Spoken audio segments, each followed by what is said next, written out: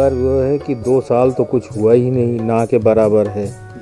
ये इस साल ऐसा है कि जो बड़ी मूर्ति पंडालों में रखी जाती वो बहुत कम हो गए हैं, लिमिट मात्रा में, और छोटी ही सब लोग अभी भी डर के मारे रख रहे हैं। कुछ फाइनेंशियल प्रॉब्लम भी है लोगों के पास। अब कौन उतनी बड़ी मूर्ति रख सकते हैं? आदमी तो हम लोग रहते हैं, इसमें शिफ्ट वाइज काम होता है। जैसे कोई मिट्टी का काम कर गया, पैरा का काम कर गया, फिर कलरिंग फिनिशिंग हम लोगों को करना पड़ता है, आँख बनाना हम लोगों को करना पड़ता है। तो एक आदमी बड़े आराम से सोचता है कि हमारा ये मूर्ति अच्छी जगह स्थापित हो, तो वो चीज़ ना होने पे तो कष्ट तो सबको होता है। और ये था कि आराम से मूर्तियाँ स्थापित हो जाती थी हर चौराहे पे, हर घरों में, हर जगह पंडालों में। ये कोरोना काल की वजह से तो कोई मूर्तियाँ स्थापित करने में भी हिचकिचा रहे हैं।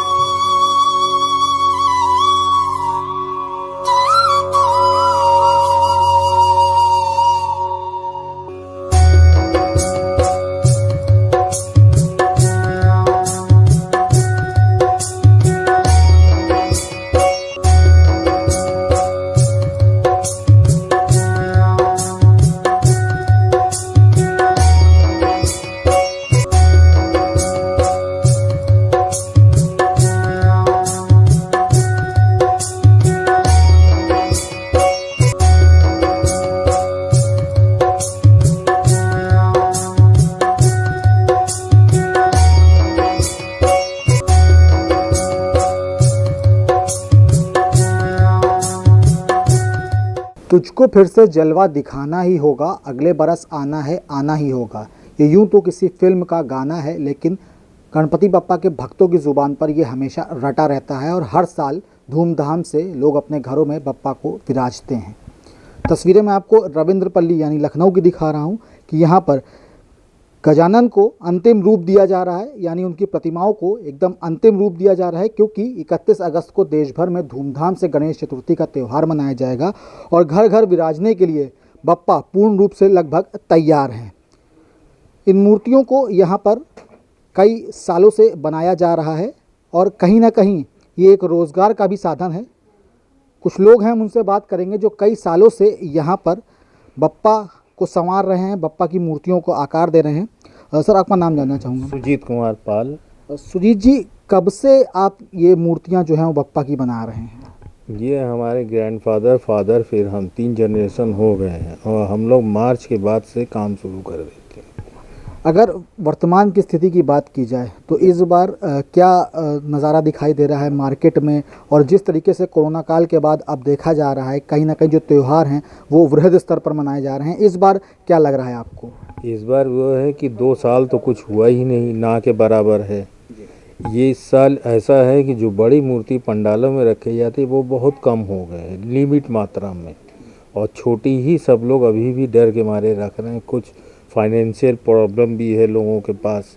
अब कौन उतनी बड़ी मूर्ति रख सकते हैं? जी, देखा जाए तो लगभग कितना समय लगता है इन मूर्तियों को अंतिम रूप देने के लिए? मैक्सिमम 15 से 20 दिन हमको लगता है एक मूर्ति के पीछे। ये हम लोग समझ लीजिए होली के बाद से काम शुरू कर देते हैं। जी, कितनी मैन पावर लगती है इसमें? इसमें कम से कम 6 आदमी तो हम लोग रहते हैं।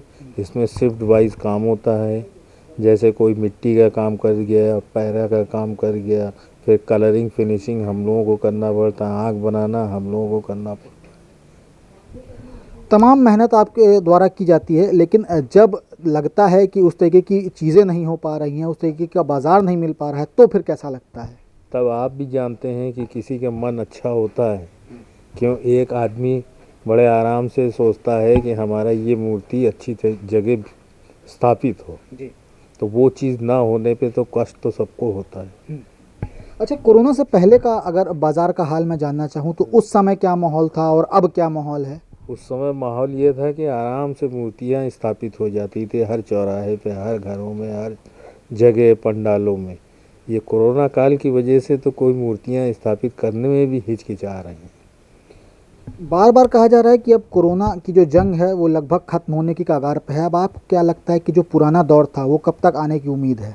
ये पुराना दौर अभी 4-5 साल लग जाएंगे, क्योंकि लोगों के पास उतना हिम्मत नहीं है। सब लोग टूट गए हैं, कोई है कोई नहीं है।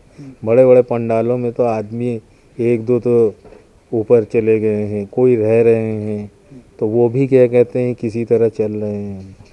जी, एक चीज़ मैं और पूछना चाहूँगा, ये जो विशाल मूर्तियाँ आप द्वारा बनाई गई हैं, इनमें क्या क्या मटेरियल यूज़ होते हैं? ये सब वाटर प्रूफ है, कोई इसमें पीओपी का काम नहीं, ना ऑयल पेंट है। हम लोग वाटर कलर से करते हैं, मिट्टी का काम करते हैं, खाली इसमें हम लोग बैंडेज और गहना जो है वो कलकत्ता से ही पूरा आता है। अच्छा, यहाँ से मूर्तियाँ कहाँ कहाँ जाती हैं? यहाँ से लखनऊ भर में पूरा जाता है, लखीमपुर, सीतापुर, बाराबंकी, फैजाबाद तक जाती है। बस। अगर देखा जाए, मटेरियल की आपने बात बताई, बाज़ारों की आपने बात बताई, लागत की बात आती है जब, तो इन मूर्तियों को बनाने में लगभग कितनी लागत लगती है और मुनाफा किस तरीके से आप लोग कैलकुलेट करते हैं? 3 साल से तो कोई मुनाफा नहीं है, क्योंकि माल जितना बना रहे हैं वो लॉसी पे जा रहा है, सब घर ही पे आ रहे हैं, व्यापारी कोई आ नहीं रहे हैं कि हाँ हम इतनी मूर्ति ले जाएंगे, ये ले जाएंगे, वो एकदम ख़त्म हो गया है। अब जो है अपने भाग्य के ऊपर बिजनेस चल रहा है। यानी साफ है कि बप्पा विराजने के लिए तो तैयार हैं, लेकिन कोरोना काल ने जो घाटा दिया है वो अभी भी आदमी उभर उससे नहीं पा रहा है। फिलहाल मैं तस्वीरें आपको राजधानी लखनऊ की रविंद्र पल्ली में दिखा रहा हूं कि गजानन की जो प्रतिमाएं हैं उनको लगभग अंतिम रूप दिया जा चुका है और अब ये घर घर विराजने के लिए पूर्ण रूप से तैयार हैं। जहां तक आपकी नज़रें जाएंगी वहां पर सिर्फ और सिर्फ आपको गणपति बप्पा की जो मूर्तियां हैं वो आपको नज़र आएगी। दूसरी तरफ भी मैं आपको दिखाऊंगा कि किस तरीके से जो मूर्तियां हैं उनको सजाया गया है, उनको बनाया गया है। कुल मिलाकर कहा जा रहा है कि ये रोज़गार का एक ज़रिया तो है, लेकिन कोरोना के बाद से जो ये रोज़गार है वो पूरी तरीके से ठप है।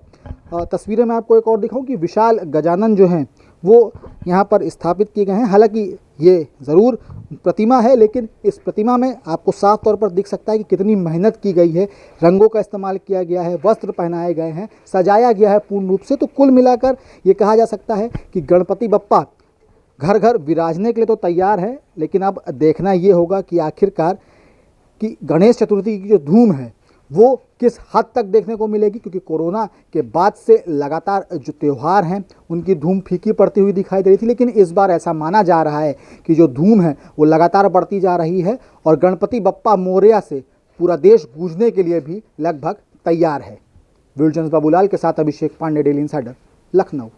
यूपी और देश दुनिया की तमाम ताजा तरीन खबरों के लिए गूगल प्ले स्टोर से आज ही डाउनलोड करें हमारा तेजी से उभरता न्यूज ऐप डेली इंसाइडर।